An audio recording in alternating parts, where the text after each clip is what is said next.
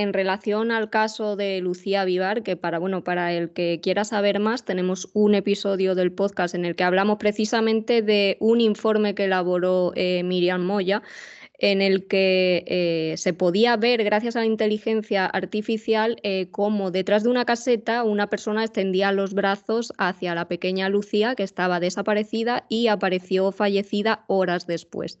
¿Qué es lo último? ¿En qué punto se encuentra ahora mismo el caso? Lo último que sabemos es que le habían rechazado que Adif indemnizara a los padres porque consideraban que no había tenido ninguna culpa el tren, o sea, la línea ferroviaria en este caso. ¿En qué punto se encuentra?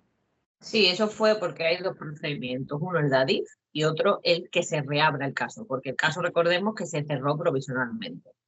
Entonces, el que el caso esté cerrado provisionalmente continúa porque se elevó a la audiencia y la audiencia dijo que decía lo mismo que la jueza, que no veía, pero cuando contestó y respondió, o sea, dio la respuesta al por qué no, dijo, pues no me respondió a mi informe. No hay una respuesta, pues mira, esto que se encontró en la casa, no responde a mi informe. Entonces, creo que eso es un problema del abogado, del bufete, y que ellos sabrán lo que tienen que solucionar ahora que, claro, porque eso se recurre. Y luego el de Adif, primero ganaron, no me acuerdo la cantidad, ciento y pico de mil euros, ciento y tantos creo que fue, porque le daban la razón a los padres, bueno, que obviamente si se ha perdido una niña de 3 años en la estación del tren, lógico que no salga ningún tren, ya no solo por proteger la vida de la pequeña, que es bastante valiosa, o sea que solo con que haya una vida en peligro de una pequeña de 3 años que no tiene la suficiente madurez como para tomar decisiones por motu propio, ya es un motivo de sobra para que esos trenes se paralizaran. Esa vagoneta de mantenimiento que estuvo toda la noche yendo y viniendo también, sino porque había mucha gente la cual buscaban a Lucía. Entonces también ponían en peligro. Pues ahí le dan la razón, claro está, llevaban la razón y ganan el juicio. Adif recurre con la sorpresa de que ahora cuando recurre y demás, le dicen que sí, que tiene la razón Adif, que no tenía por qué parar los trenes y que la niña tenía que haberla vigilado los padres. O sea, paren el mundo que me bajo. ¿Pero esto dónde se ha visto? Pues sí, esto es lo que ocurrió. Eso también se ha recurrido y ya pues está en proceso. ¿Qué datos crees que se pasaron por alto en aquella investigación? Porque la investigación da para muchísimo. ¿Qué datos? O sea, el caso de Lucía Vivar da para una serie de 3 documentales, o sea, no solamente uno, da para mucho, porque es desde el principio hasta el final. En mi caso, cuando yo hago público lo que son las evidencias y lo que recogemos, detrás hay mucho más. Hay más testigos que ven muchas más cosas que no han sido públicas, pero yo, el que me conozca lo sabe, que yo nunca voy a hablar por testigos ni demás, siempre voy a hablar por la evidencia que se recoge en ese sitio o el indicio que nos lleva a esa evidencia. Pero claro, es que también tenemos declaraciones de personas que ya se dijo en su momento, que dicen que sí, que hubo incluso que fue grabado en vídeo, el cómo a ella se la llevan, a Lucía, en fin. Es que esto es un despropósito desde el primero al último porque es un homicidio disfrazado de accidente. Y lo va a ser siempre. Y ha sido una forma, o sea, de sacar la investigación de mi equipo y mía, no es que queda altamente en descubierto o al descubierto lo que una instrucción hace mal. Y aquí está todo hecho mal. Que hay muchas cosas que hicieron bien, que sacaron ADN que no encontraron. Bueno, pero es que si no encuentran, pues continúan. Si ellos mismos saben que si recorres, bueno, y sacas el ADN de debajo del ferro, o sea, del tren, perdón, y no hay nada del ADN de la niña, ¿dónde la has golpeado? Porque cierras provisionalmente esta investigación como accidente y porque ha golpeado un tren a la niña, recordemos, de 131 toneladas y media a 80 kilómetros por hora, una niña de 11 kilos de peso. Es decir, se hubiera quedado destrozada, desmembrada de todas las maneras. No un cuerpo completo con los zapatos puestos, la pinza del pelo. Pues, es que, bueno, la razón ya se sabe. Y el cuerpo apareció además a varios kilómetros de donde había desaparecido Lucía, que la otra gran pregunta era cómo una niña pequeña que apenas era capaz de andar hubiera sido capaz de recorrer tanto espacio y sin hacerse ni un solo rasguño, ¿verdad? Exactamente, ella tiene manchas de lo que es la grasa de la vía, pero eso simplemente la sitúa en la vía, que es donde se pierde y es donde aparece. Aparece exactamente a 4 kilómetros 280 metros de la estación, en línea recta, o sea, eso sería en línea recta por la vía. Pero el que haya tenido la oportunidad, y mucha gente de Pizarra y demás lo sabe, bueno, mucha gente no toda, es que esa vía pasa puentes, esa vía pasa, o sea, sin ninguna protección para que no se cayera, y la niña cumplió el 14 de julio, eso pasó el 26 de julio de 2017, y ella el 14 de julio cumplió 3 años. Es que ya sabemos que coherente no es con que la niña anduviese tanto.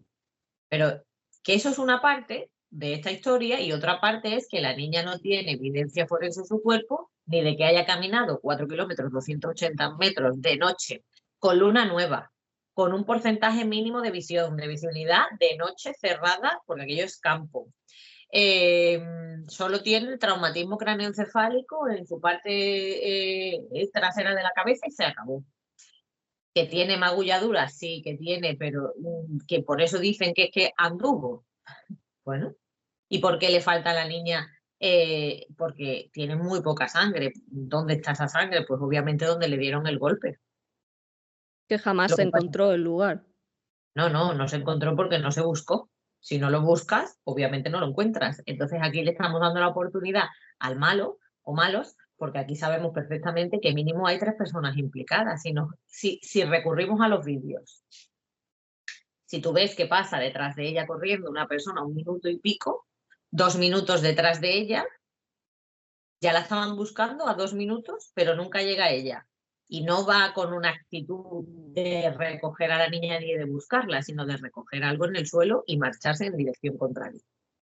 Luego vemos a otra persona en la caseta. Y luego tenemos el indicio de que hay otra persona, un coche, que para a 100 y poco metros de la caseta de la estación y en la cual vemos cómo se sube alguien en ese coche. 6 minutos después de que la niña llegue a la caseta. Aquí hablaríamos ya de 3 personas, la que está en la caseta que sube al coche con ella, el del coche y la persona que va detrás.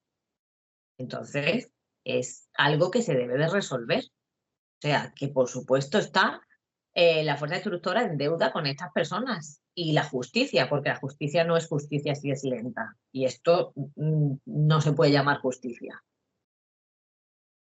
Y eso sigue. La cuestión es, ¿fue algo aislado? ¿Fue alguien cercano a esa familia? ¿Fue algo que está muy planificado y que está en Málaga o está en Andalucía o está en España? Es que estamos pensando que si se puede volver a repetir, en fin, que aquí se pondría ya en peligro a mucha más gente. Lo último que leí al respecto, que a ver si tú sabes algo más, es que la Guardia Civil había recibido anónimos con información sobre este caso de un Sí, yo lo vehículo recibí. implicado. Sí, yo recibí ese mismo anónimo y todo lo que decía el anónimo era cierto. O sea, sería alguien que estaba dentro de esta investigación de una manera u otra, ¿vale? Y claro, porque es que hay una persona, un testigo que aparece en las diligencias de la fuerza instructora y dice que ve un coche de tal marca y de tal modelo, con una pegatina, tal, y ese es lo que esta carta anónima recoge. Todos los coches, porque son Citroën Saxo, verde, en fin, es muy específico, que no es ver un Seat Ibiza blanco, sino, bueno, y una pegatina que tenía detrás. Entonces, claro, esa persona parece que recoge todos y eso lo pasaron a la Guardia Civil y también al delegado de gobierno. Eso fue lo que en su momento pasó ese anónimo, diciendo todas las matrículas, todo el tal, que no será por información, pero bueno, aquí da igual la información que tenga, parece ¿Y ser. eso no ha servido para nada en el caso? No, de momento, a día de hoy no. Incluso una persona que dio su testimonio diciendo que había sido grabado cómo se llevaban a Lucía y tampoco ha servido de nada. Es que es increíble. Es que este caso es un despropósito desde el principio hasta el final. Sí, y además es fallar a la población y a la sociedad por la cual trabaja tanto justicia como la fuerza instructora. Porque es que además pasaron cosas rarísimas. Leí también que habían, en plena batida buscando a la niña, los padres habían pasado por un lugar, no habían visto nada, pasaron un poco después y una persona encontró allí un chupete, no sé, como si alguien intentando engañar. Sí. No, fue en la estación. O sea, tú estás en el bar, ¿no? Y el bar se comunica con la estación. Pues justo en ese sitio, o sea, la terraza del bar está adelante y el andén, en ese sitio, debajo de un banco, estaba el chupete, que es seguramente lo que recogió la persona que recogemos en las cámaras y vemos cómo se agacha, porque además se le ve cómo se agacha, cómo hace así con una linterna que será un móvil, probablemente, porque además es algo cuadrado que se ve en la mano, y agarra algo. Y casualmente no es que pasaran por allí los padres, es que la madre no se movió de la estación. La madre de Lucía no se movió de la estación, claro, pensando que la niña volvía. No se va a imaginar lo que ocurrió, ¿no? Entonces, ellos estaban en la estación continuamente, igual que muchas más personas. Y ese chupete aparece 40 minutos después de que la niña desaparezca. 40 minutos después, donde ellos estaban. No es que pasaron y no lo vieron, no, es que estaban todos. Recordemos, la abuela, el tío, la tía, en fin, que no había una persona, había varias. Unos corrieron y otros no. Por ejemplo, la madre se quedó. ¿Y hubo en aquel momento algún sospechoso o que la Guardia Civil investigara a alguien en concreto o tampoco? Se abrieron diligencias, se recogieron testimonios, pero desde el minuto uno yo creo que, como bien dijo, ¿no?, la persona al mando de esta fuerza instructora no cerraba ninguna vía, ¿no?, de investigación, no iban a cerrar ninguna posibilidad, pero se basaban en que había sido un accidente. Y eso era pues 4 horas después de que encontraran el cuerpo de Lucía. Y así fue. Casualmente las casualidades no existen. Se cierra como accidente ferroviario. ¿Y cómo se puede reabrir ese caso? ¿Qué tiene que pasar para que cambie algo? Ese es el problema. ¿Qué tiene que pasar en el caso de Lucía Vivar para que esto se reabra y se tome en serio de una vez por todas? Porque yo lo he dicho por activa, por pasiva, lo sabe perfectamente, porque la jueza me podría llamar perfectamente y decirme, pues explícame por qué esto sí, por qué esto no, y yo haría porque es mi trabajo. También te digo que la propia Guardia Civil, tanto los que hicieron la investigación como otros que estén allí, ellos mismos pueden abrir diligencias contra alguien y tampoco lo hacen. ¿A quién tienen miedo? ¿Por qué no lo hacen? Porque cualquiera que sea coherente sabe que a la niña no la atropelló ningún tren y no tiene que ser perito judicial. Simplemente porque, claro, el público en general lo ha visto todo menos el cuerpo de la pequeña, obviamente, porque no se va a enseñar jamás. Pero es que no, es una niña como si estuviera durmiendo, pero con un golpe en la cabeza. Incompatible con la vida, pero solo un golpe en la cabeza. Y eso no cuando te golpea un tren, cuando te arrolla un tren, simplemente cuando te golpea un coche, que es una masa inferior a todos los niveles de escala, te traslada. El cuerpo no, tiene una trayectoria y una velocidad y en base a eso pues son las lesiones. Pero es que aquí no hay arrastre, no hay sangre, no hay miembros por el lugar, no hay nada. Entonces, ¿cómo es posible que nadie se dé cuenta? No, es que no se dé cuenta, es que aquí no sé qué motivación habrá. Es Pero que raro. no entra en cabeza humana cómo este caso a día de hoy sigue sin esclarecerse y sobre todo eso, sin moverse. Porque a día de hoy, ¿qué tiene que pasar? ¿Que alguien confiese? O ni siquiera aún así, porque O, si se considera que no hay pruebas.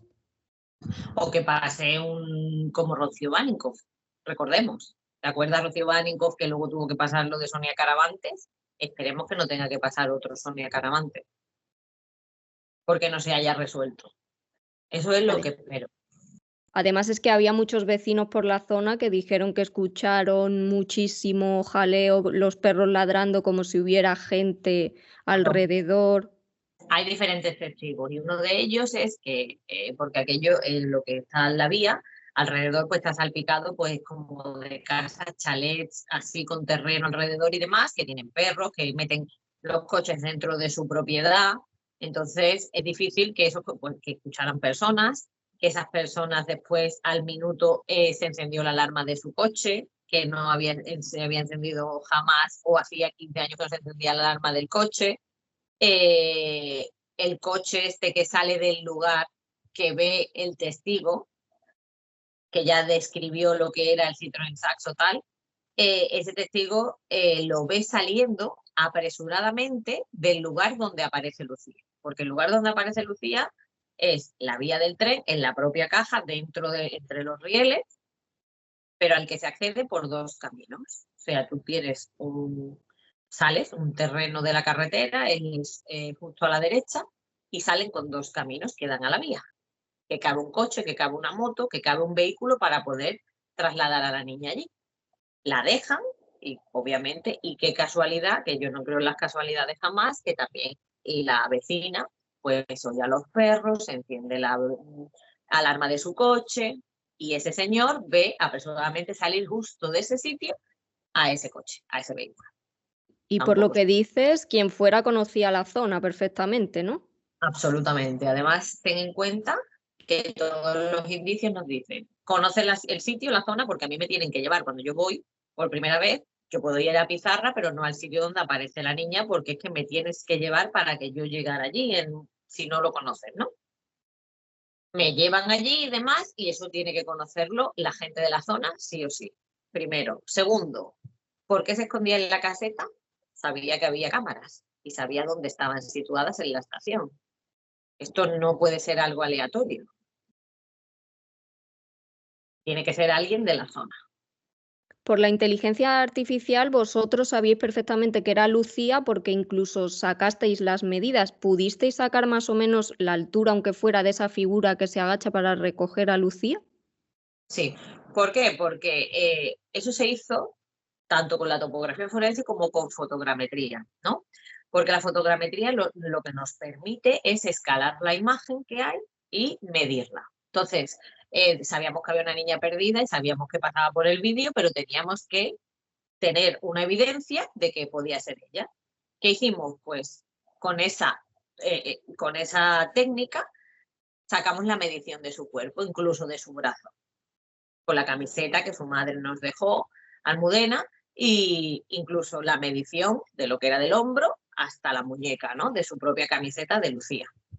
Y la de la persona que está detrás, lo que pasa es que está agachada y está obviamente rápido, porque tira de ella rápido y se saca la medición. También es una persona de un tamaño, bueno, estándar. No Dentro tenemos de ni la idea familia. de quién puede ser la persona. ¿Los padres sospechan de alguien o no tienen ni idea? Hombre, a lo largo de todo este tiempo se ha sospechado de mucha gente, pero claro, una cosa es sospecha y otra cosa es tener la evidencia de que haya sido alguien en concreto. Es que sus padres son personas muy centradas, personas que lo que quieren es que se continúe la investigación y no tomarse la justicia por su mano. Si hubieran querido eso ya lo hubieran hecho, obviamente. Por supuesto, ¿cómo se encuentran ellos ahora mismo? Que es lo más importante después de tantos años pidiendo justicia y viendo que no se mueve nada en absoluto con respecto a Lucía. Hombre, están, pues imagínate, tristes y muy defraudados por esta situación. Porque claro, ellos siempre decían, si ha sido un accidente, demuéstramelo, y si ha sido un homicidio, demuéstramelo, que no es que dijera, no, claro, era lógico, era coherente que tuvieran dudas personas normales y corrientes que no se dedican a la ciencia forense ni a la criminalística, porque ya cualquiera le llama poderosamente la atención que este caso pues no es lo que dicen que es. Entonces, bueno, pues venga, demuéstramelo. Claro, cuando yo ya lo vi, yo es que solo cuando vi el cuerpo de la pequeña ya sabía perfectamente, lo que teníamos que encontrar es más evidencia y por eso se hizo la investigación completa con inteligencia artificial y sin inteligencia artificial, con todo, con topografía, con fotogrametría, etcétera, etcétera, y para buscar los culpables, ¿no? O la evidencia que nos llevara a esos culpables. Pero ya cuando ves al cuerpo de la pequeña sabes perfectamente que no ha sido golpeado por un vehículo en movimiento. Y más los que sabemos y lo vemos a diario. En fin.